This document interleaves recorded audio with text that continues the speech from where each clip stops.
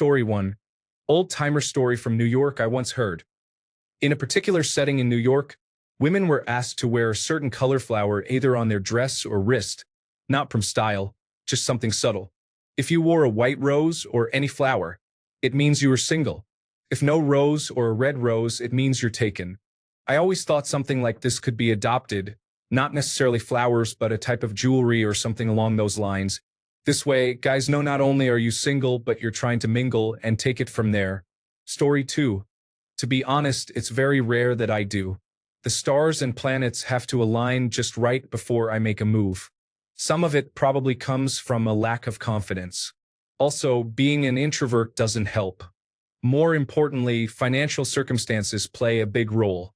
So even if I had the confidence of 1,000 men, I wouldn't approach if I don't feel like I can financially sustain a romantic endeavor. One more thing I want to add. I have lots of female friends, as I work at a hospital. With that being said, I keep hearing horror stories from my female coworkers about men trying to hit on them at a bar or other places, which has left a sour taste in my mouth about approaching ladies. It's like I don't want to be just another creepy guy horror story. Story 3. I usually never do it because I'm thinking that person is there to enjoy herself, not to get approached by some random person. Especially if she's not alone, which is probably why I'm single, actually. Story 4. Most of the time, it is just fear of being rejected and the humiliation after that, or the fear of looking stupid and finding nothing to say. This is the sad truth. Story 5. 3 things need to be present for me to be likely to cold approach a woman at a club. 1. She needs to be generally alone. Her friends can be there, but maybe they're on the dance floor and she's at a table. I'm not approaching when she's got 8 friends hanging around that are going to feel the need to protect her. She needs to have given me some indication that she wants me to approach. We'll have needed to connect eyes a couple of times, get a smile from her, etc. I need a few drinks in me. If I'm completely hammered, then maybe 1 and 2 don't matter so much. But generally, all 3 need to be present. Story 6. How do you assess the situation before actually going for it? What makes you abort the mission? I perform an ocular pat-down to assess the situation. If I determine that she is not a security risk, then I clear her for passage. Story 7. Anytime I try to approach a woman in a bar nowadays, one of my friends shakes his head in disgust, puts his arm in front of me to block me and says, "Not cool, brother." So I always just back off and hope that a woman approaches me. Story 8. Does she look like she would like to talk to someone? If she does not, abort mission. Does she look drunk, as in wasted? If she is, abort mission. Do I have the courage to go over there and start a conversation? If I do not gain some, can I gain it in a few seconds without having to drink a shot? If I cannot, abort mission. Story 9. Honestly, eye contact and a slight but noticeable smile are very good indicators that you are okay to approach, though the social context is much harder to explain. Imagine you are at a bar with a friend and you notice a guy that sparks your interest. Some eye contact and smiles later, he heads over and asks if he can offer you a drink or chat or whatever. What would you respond? I think that most would refuse or not be as open due to the presence of the friend. Not wanting to leave a friend is normal. We, as guys, equate all that with plus you being 2, the bigger the group, the worse. We feel intimidated by the sheer presence of others witnessing our risk-taking first move. We fear being shut down in front of everyone because, remember, for as much as we've sparked your attention and you want to meet us, we can never have 100% guarantee that that is what you are thinking. That's a part of it. I can explain my point of view further if you'd like. Story 10. I am an introvert. It sometimes becomes very tiring and kind of awkward for me. But probably her being in a group or with someone, why would she want a boring person like me? Laughing my ass off. Story 11. See if she is with a group. If she isn't, I'd probably ask who she is there with while making small talk in the bar or outside if she smokes. I might even ask for a cigarette. Basically, approach as the situation sees fit. Eventually, ask if she wants to come drink with my friends and me or play beer pong, something like that. If she is with a group, that's going to need a few more assessments. Is it a mixed group or boys/girls only? Mixed. Are they flirting with her or seem disrespectful? Yes, abort. No, next assessment. Boys. Are they flirting with her or seem disrespectful? Yes, abort. No, next assessment. Girls. Are they flirting with her or seem disrespectful? Yes, abort. No, next assessment. Does it look like she is together or exclusive with someone from the group? Yes, abort. No, next assessment. Do I know someone in the group or does someone from my group know someone from their group? If yes, talk to them and see if I can get an introduction or otherwise start a conversation with her and her group.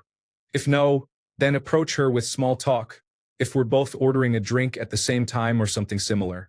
Also, back to step 1. Story 12. I give her an ocular pat down and I clear her. It's an ocular assessment of the situation where I determine her security risk and I cleared her for approaching. Story 13. If I see someone I think is attractive, then nothing is going to make me abandon the mission. I don't really think about it too much. I see someone I find appealing, I just start talking to them. It doesn't have to be about anything, it doesn't have to go anywhere. Maybe we just chat for a minute, maybe we talk for an hour, maybe we have breakfast the next day. It doesn't bother me. Enter without a plan and without an endgame and you can't be disappointed. Story 14. Been out of the game for quite some time, but I never did that kind of thing anyway. In my experience, physical appearance is a poor predictor of compatibility, and physical appearance is literally the only thing I can determine in a situation like that. I think that every woman I ever approached romantically, I had already met under other circumstances, be it professional or school or club or whatever. I certainly knew their names and they knew mine before I ever tried an approach. Because of this, there is no need for an abort tactic. By the time I decided to make a move, either she would move first or I would be fairly sure of a positive reaction, or we would know each other enough that a rejection would be a cordial thing with no further consequences. Story 15. Shall we turn this around? What do you think a guy would consider as indicators that the mission is a go? What do you think a guy would consider as indicators that the mission should be aborted? Story 16. I'm happily married and don't fool around. However, my wife doesn't like the bar scene and very rarely goes, and to be frank, I enjoy the company of women. So, if I see someone who looks like she doesn't have anyone to talk to at the moment, I'll usually just say hi.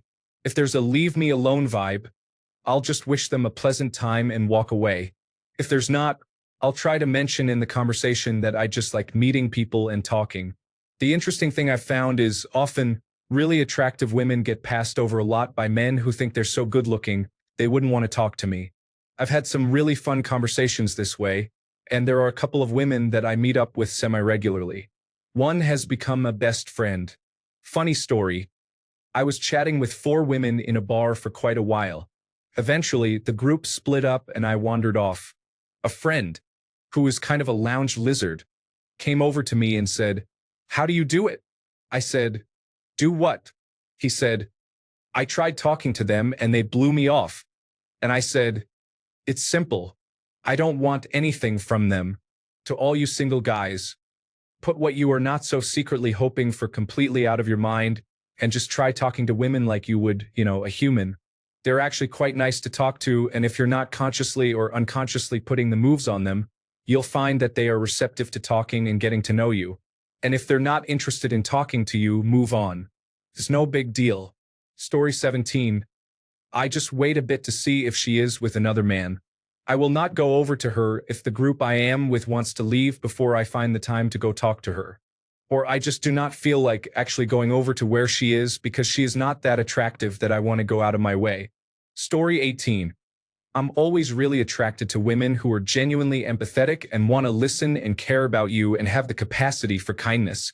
I think that is probably the most important thing for me and is paramount and beats everything else, such as looks or money. A red flag is when they're very passive-aggressive or they just say things that try to make you feel guilty, hurt, or regretful. Especially when it's unprovoked or you've hardly said anything. That tells me they've probably been hurt or wounded by a bad relationship, either with their partner or their family, and they don't know how to handle relationships or social situations. Story 19. I usually just don't bother, to be honest. Usually, if I have success on a night out in that sense, it's because we've been talking in the line or there's been some dance floor work going on and so on. Story 20. I'm gay. When I go to gay bars, I'm usually on hunting mode, and guys there are supposed to be gay and on the hunt, so I approach and try my luck. Any rejection makes me abort the mission. In any other setting, I hang out close and look. There is a particular look gay guys exchange when they notice someone noticing them and think he's attractive.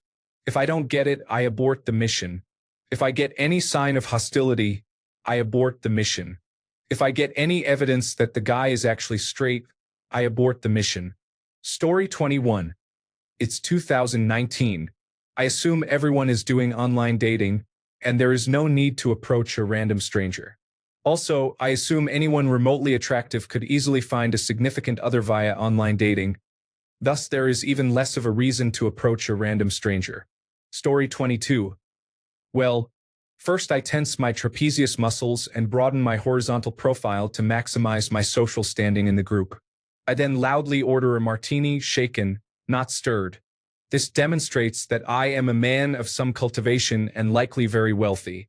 If I happen to have donned my samurai sword that day, just kidding, I never leave my basement without it. I will then proceed to demonstrate my prowess by opening a magnum of champagne in a single smooth motion. After this, they are like putty in my hands. The whole group is bewitched by the display of tempered steel and masculinity. I then take 4, perhaps 5, home with me to experience the full range of my desires. Story 23. I am a really confident guy when sober. Add alcohol to the mixture, and it doesn't matter who is in front of me. I will talk to them.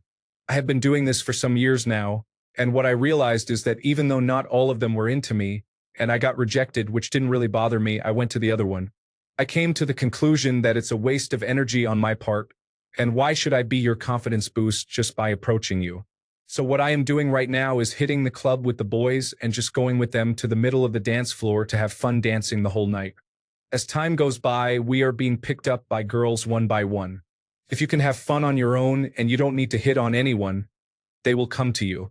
For the past year, I didn't lift a finger to dance with anyone, and even though someone always came to me. So to respond to your question, I don't do literally anything. I just have fun. When they come to me, I talk to them, joke, dance, normal stuff. Story 24. As a female reading this, it is disheartening. I'm very flattered when a guy approaches, and it shows genuine courage, to be honest. That type of courage warrants, at minimum, a nice, pleasant conversation. Story 25. As someone already said, it's 2019. The landscape has changed. I just assume it's better not to approach women at this point. If we met over a dating site, then she signaled some interest, and that's different. The women I've met in bars approached me. I don't go to clubs, but when out at a bar, I just assume she's there to have a good time with friends.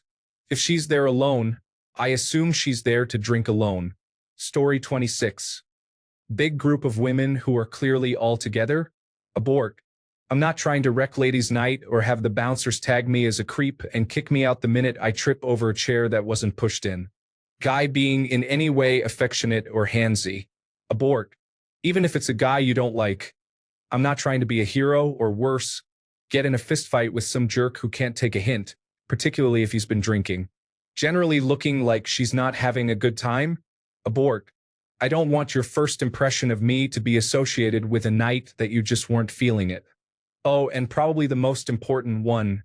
If you look like you're absolutely out of your mind drunk, abort. I'm not trying to get accused of date rape or build a reputation as a guy who preys on vulnerable drunk women. And ladies, a polite no thanks or sorry, not interested goes a long way. 99% of guys will politely slink away, and the 1% of jerks who don't will get themselves handled by a bouncer. Also, it takes a lot of bravery for most guys to approach women in public places, so we're vulnerable. Please don't emotionally crush us for trying. Story 27. It's 2019. Your gender made it very clear you want to be left alone at all times. Otherwise, I will end up in a story on Reddit. No thanks. Approach me. Story 28. I've been shut down pretty hard a few times in the past, and now that there's online dating, I just don't think it's worth the risk of having my confidence destroyed by someone who's having a bad day or just thinks it's fine to be mean to strangers, or that all men are the same. At least with online dating, we all know why we're there, and you aren't aware of the people who don't like your profile. I would love being approached by women, though, but that's never happened to me. Even though I do quite well at dating, so I guess I'm not too ugly. The world would be a better place if women took more initiative. Story 29. Stare at her. Imagine a whole scenario where I'm not a low self-esteem person. Realize she is out of my league. Leave the area. Go in my car. Go home. Cry myself to sleep. Rinse and repeat. Story 30. The easiest way to approach is one where you don't do it by walking across the middle of the room toward a group in the most direct, unnatural way possible. In other words, if we're already in close proximity, that makes it easier, with standing right next to me being the easiest. Then all I have to do is turn and say hi. It is also a pretty big pickup rule that you don't approach from behind, so as a woman, if you want to make it easier, side-facing or better. Also, if I can hear what you're talking about, I have a chance to chime into the conversation with an opener.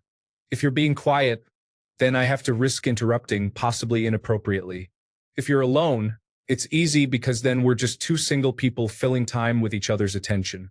If you want to make it even easier for me, break the ice without opening me by maybe bumping into me and saying excuse me. And if you want to make it easiest, make eye contact or smile. So short of actually opening me, the things I look for and the easiest ways to help me open you would be if you got close to me, didn't have your back turned, talked loud enough, had your friends then go to the bathroom, bumped into me and said excuse me and looked me in the eyes. If I don't open after all those opportunities, I'm either kicking myself for being too scared or not interested.